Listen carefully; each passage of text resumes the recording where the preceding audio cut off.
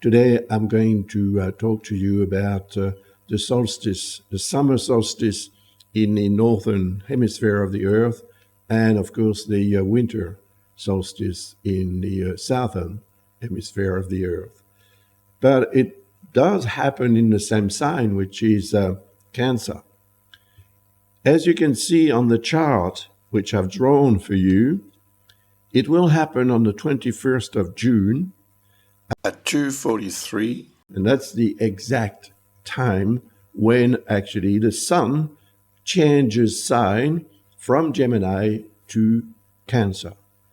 And that symbolizes the middle of the year, and it is the 21st of June is either the longest day of the year in the northern hemisphere once again, or the shortest one if it is in the southern hemisphere, like where I'm living now in Perth. We're in the southern hemisphere of the Earth, so it is now winter.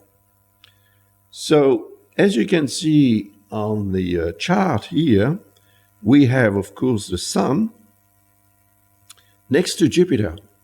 That's interesting because every year there is a solstice in Gemini, or not in Gemini, I mean from Gemini to Cancer on the first degree in Cancer, which is here 0 degrees, 0 minutes, 0 seconds, and so on. So the sun has just changed sign. So Jupiter is next to it, which was not the case last year because Jupiter was not in Cancer last year. It was in Gemini. It began its transit in Gemini on the 25th of May, 2024. It is quite rare for this conjunction to occur exactly when the sun changes sign to begin its second half of the year. Therefore, it has a meaning. And Jupiter is the planet that represents growth, evolution, progress, success, anything that we can, grab for our enjoyment is represented by Jupiter. But Jupiter also represents a tendency that we all have at times to be excessive, to exaggerate. So that's something we need to keep in mind. It will be helpful occasionally. Now, you see, this is very nice, right? All the blue lines are harmonious configurations. So they link elements around the chart, around the zodiac, in a good way, which will, of course, have a positive influence in our life. So this occasion, with this conjunction between the Sun and Jupiter, is, of course, interesting as far as, see, this is Vesta, and this is the black moon. And the black moon represents the dark zones. It also represents what we don't know or what we don't want to know. But there is perhaps something in which we need more, or for which, or about which we need more information.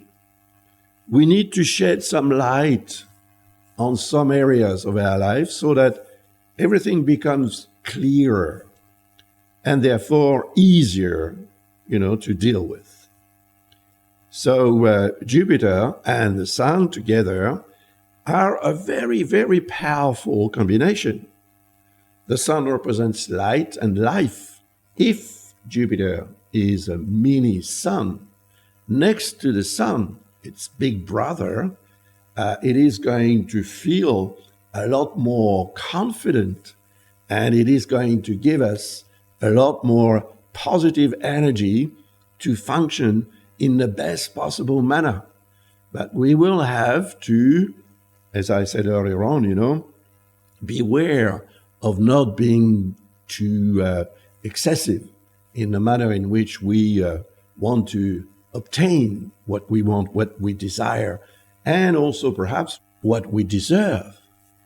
So Jupiter, in harmony with the black moon, indicates that during this period, and perhaps around the moment when actually the solstice happens, we suddenly see things much clearer. And if we are able to shed real light on that dark zone, which is next to Vesta, and Vesta represents harmony, balance, well-being. So that well-being depends on that black moon because the black moon is next to it. So there is perhaps a step to avoid or a path to avoid to reach that Vesta, to avoid falling into the black moon area, the dark zone area. And Jupiter, together with the Sun, could actually give us that potential to see what it is and where it is and how important it is, and so what we can do to treat, to deal with that dark zone, and shedding light on it will allow us to know better. And knowing better will allow us also to get better results, naturally. So there is a distance between this conjunction here, Sun, Jupiter, with and Vesta and the black moon. And that distance is actually time. You see, the Sun transits a sign in about 30 days, 30 degrees, 30 days, or about. So when the Sun actually arrives here, it will give us the answer and perhaps the result to what we will eventually initiate when the Sun reaches this sign here, Cancer, together with Jupiter. Jupiter is just entering in Cancer. It happened on the 9th of June, which is today. So it is an important day for all of us because when Jupiter changes sign, the energy changes. So Jupiter transiting in Cancer is going to be much more in relation to whatever is important to us emotionally, family-wise, place of residence. If you have important projects, there may be a source of real positive motivation for you. And thanks to the trine, as we call it here, the angle of 120 degrees, which is a very positive aspect, we may actually understand what the cons and pros of the project or situation may be. And that will, of course, make it much easier for us to deal with whatever we have to deal with. Now, there is a square here. You see this red line here is what we call a square. It is a 90-degree angle, and it's very close to the 90-degree angle. So it is a very strong aspect. It involves Saturn and Neptune. It's important. Neptune represents our dreams and the ideal situation that we would like to make for us, And Saturn represents what we have to do to realize that dream. So the work, the effort, the time that we allow to obtain the best results. Now, because there is a discordance between the Sun, Jupiter, and Saturn, Neptune here, it is most probably going to take a little bit more time for us to obtain what we want, even though we may be very motivated and perhaps very well equipped to obtain what we want. It may take a bit more time. And the reason is that the dream that we may have is perhaps a little too far-fetched. So the higher it is, the longer it takes to reach the summit of any mountain. So consider that if you agree on making a friend or making friends with time, if you agree to that, you will be much more serene, even though you will realize that it takes more time for you to obtain what we want, even though you may be very motivated, very enthusiastic. If you can balance out the time and the urgency of what you want to achieve, then you will be in the middle way, and that middle way is around where Venus is. Venus, which is actually in its own sign in Taurus, and that's love. So how is love going to allow you to take enough time and accept the time factor to obtain the best results, even though you may be very, very passionate and enthusiastic and so on about what you want to achieve and about the potential that you have to achieve what you want to achieve? Because the potential is, of course, much stronger when the Sun and Jupiter are close together or in harmonious relationship.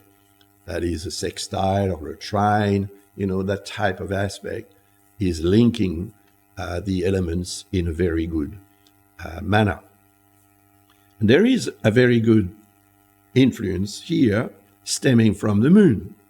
The moon is at 0 degree, almost 1 degree in Taurus, and it is, of course, in harmony with the Sun and Jupiter.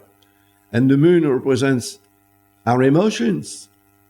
And the emotions are stronger when we desire something so badly that we are going to be prepared to do anything and to be patient and to be reasonable and to be courageous so that we can reach our goal.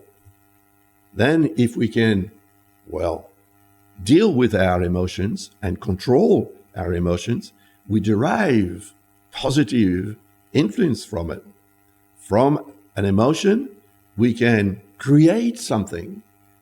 From an emotion, we can express what we couldn't if we didn't have this emotion.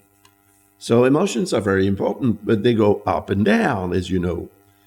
Now, the fact that the Sun and the Moon are in harmonious relationship is a very positive sign as far as health is concerned. So it is very interesting, actually, because we all have certain potentials and at times better tools than other times to do the same job. But this time, because it is the half year, we need to prepare for the last half of that year until the next solstice in December. So there is a lot to do. There is a lot to do to achieve the best results. And this chart shows that we need more time, we need patience, and we need compassion as well, so that we don't get excited, nervous, aggressive, and perhaps feeling a victim of our own fate. Let's have a look at Mercury now. You see, Mercury is in Cancer, which is the moon sign, and it is in not so positive relationship with Chiron, which is here. Chiron represents health. It represents our ability to diagnose through observation and analyzing the situation and so on. And Mercury represents our rational brain. So if our rational brains is collaborating with someone who doesn't analyze properly the situation, we're bound to come to the wrong conclusion. And that is something that we need to assess when the sun reaches Mercury, which is going to be about 3 weeks after the summer solstice. So the date will be printed under this screen. And then the sun will reach, naturally, Mars. But before it reaches Mars, it's going to enter in Leo, where it will remain for 30 days or so, 30 degrees, and it's about a degree per day for the sun. And it's going to create an opposition with Pluto. So it's going to trigger the energy of Pluto. Distraction in view of reconstruction. Questioning what you have and how you behave yourself to obtain what you want in life or to deal with the difficulties of life. It is a question that will come to mind and that will need to be treated in the proper manner. The sun is very strong in Leo. It's its own sign, as we say in astrology. Now, because it is opposite Pluto, which is the farthest planet from the sun represents life and Pluto represents death. So symbolically, it means that we may be in a situation where we ask ourselves what to do next. Shall we get rid of that? Or shall we keep going? Shall we accept to lose with in mind perhaps the idea of winning more or somehow be rewarded by the gods, the sun god, for example? Because Pluto represents sacrifice. And if we need to make a sacrifice, when the sun enters in Leo, which will be about the 23rd of July, until the 23rd of August, the sun will be in this sign. And very strongly, it will affect the energy of Pluto. It will give life to the energy of Pluto. So it will give life to what Pluto represents, which is, of course, the ability that we all have to regenerate. And that is physically or psychologically, but it's also in any other area of life. And after that, when the sun has finished transiting in this sign, it's going to transit in Virgo, naturally. And it is going to reach Mars, which is here. And Mars is in harmony with the moon. The moon represents our emotions, as I said earlier on. It represents also the sun and Jupiter transiting this sign. It also represents Mercury because it is in Cancer on the day of the solstice. So the moon is important. It's not only important because it is representing one of the two poles through which the vital force passes, but it's also important because it is the Lord of Cancer where the Sun, Jupiter, and Mercury are. Very good. That is going to help us act according to our emotions and according to our real, true needs. The needs may be physical, psychological, but they're also social, they may be financial, or of any kind. This configuration here involving the Sun and Jupiter is also, of course, very strong because what we may decide, decisions are represented by Mars. Now, what we may decide on that particular day, June 21, 2025 at 3:42 in the morning. The time will, of course, change according to your location. But what we decide will have interesting and apparently positive consequences when the sun reaches Mars, or at least when it reaches the position of Mars on the day of the solstice, because Mars is going to continue on traveling, and by the time the sun reaches Virgo, Mars will be in Libra. So that's why I use the transit of the sun when it reaches the position of Mars on the day of the solstice to sort of trigger the energy of Mars. But it's already been triggered on the 21st of June. So what is triggered again on the maybe 25th of August is perhaps a second chance.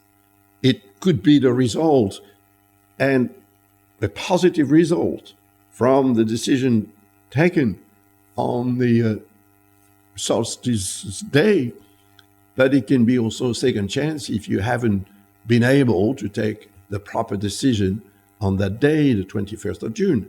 You will have a second chance on the 25th of August. But there is a square which is a discordance with Uranus, but it is a false aspect once again. So the change represented by Uranus, which may actually occur unexpectedly and in a kind of radical manner, Uranus's type of changes may be really radical. So maybe there is a drastic change that will occur on that particular day or around that day, the 25th of August. It is possible. It may affect you. It may affect your family. It may affect anyone around you. It may affect the whole world. And it may affect the world weather-wise, for example. Now, it is a false aspect. So it may look like something drastic and disturbing and destabilizing and so on. But in the end, you will probably find out that it was a much better event than it appeared to be. So the change may be disturbing and destabilizing, but it is a change that will operate for your own good or for the good of the planet, the good of your country, the good of anyone around affected by the drastic change, because we won't be all affected in the same manner, because we are all different, first of all, and because we all have different charts. If you can deal with that, you will most probably, even though a change may really destabilize you, if you keep that in mind, you will be much stronger to deal with the situation and to restore balance and harmony in your life. Then the sun is going to reach the south lunar node. So when it does, and the date is printed under this screen, when it does, of course, it's going to trigger the energy of the south lunar node. The south lunar node represents what we should accept to abandon, let go of, And the sun is light and life. So it's going to make that situation much clearer for you. And because it is life as well, it's going to give life to what actually needs to be abandoned, because it may be obsolete, or it may also be heavy to carry. It slows you down, because the aim is, of course, the north lunar node, which is right across. And the north lunar node will be reached 6 months later. So what you accept to let go of on that particular day when the sun reaches that position of the south node will most probably give a result which will, of course, depend on how you deal with that area of your life that needs to be lightened. So accept the meaning of the South Lunar Node, because it will greatly help you reach the North one. And the North is the goal that you may have. We don't all have goals, but at least we have an idea of what would be better for ourselves. And better for ourselves means also lighter for our life. Lighter and brighter. The sun is light, so it's going to be shining very bright. Then it will transit through Libra. That's going to last for a month as well. And when it does, of course, it will mainly affect people born under this sign, but it will also affect and give life to the area represented by Libra in your chart and, of course, in your life. Libra, in the manner in which I deal with astrology, is closely linked to Vesta, which is here in Scorpio. So Vesta is going to be triggered as soon as the sun transits in Libra. And as you can see, it is in discordance with Pluto, and it is opposite the moon. So the role of the emotions may be destabilizing during this period. And Pluto represents what may need to be, abandoned, but not in the same way as the South Node. With Pluto, you throw away, you destroy. When the sun reaches Vesta, which will occur as soon as it enters in Scorpio, because the Scorpio is the sign represented by Pluto, the energy of that, which I've just explained, is going to be much stronger. And that will be in October, end of October. I think it's on the 28th of October that this conjunction occurs. But there is a very nice aspect here, which I've mentioned when I began this reading. And it is indicating how much we can derive from a positive look at what happens in our life. And if you remain positive, whatever the situation is, whatever the difficulty of your life may become, you'll be stronger to deal with them. And you will not feel a victim of what happens.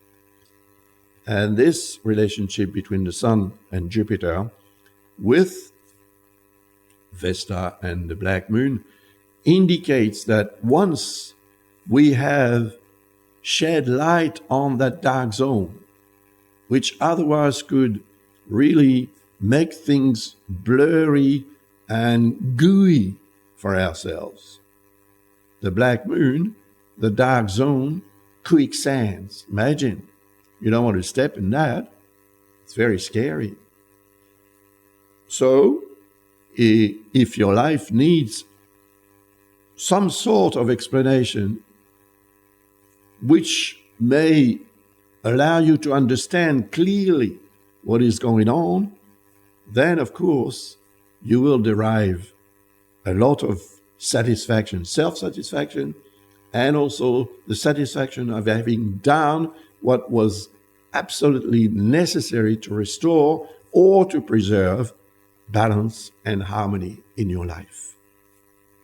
And if you've decided the right way on that particular day when the solstice occurs on the 21st of June, then around the 28th or end of October, you get the reward. So even though it's going to take, 1, 2, 3, 4 months, it's worth the wait. After that, of course, the sun keeps on transiting through Scorpio, and eventually it will reach Sagittarius. And when it does reach Sagittarius, it will be almost time to prepare for the next solstice, because that will occur as soon as it changes sign to transit in Capricorn.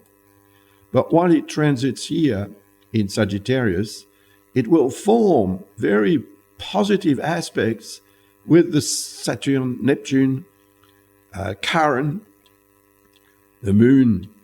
No, we don't take the moon into consideration in this relationship.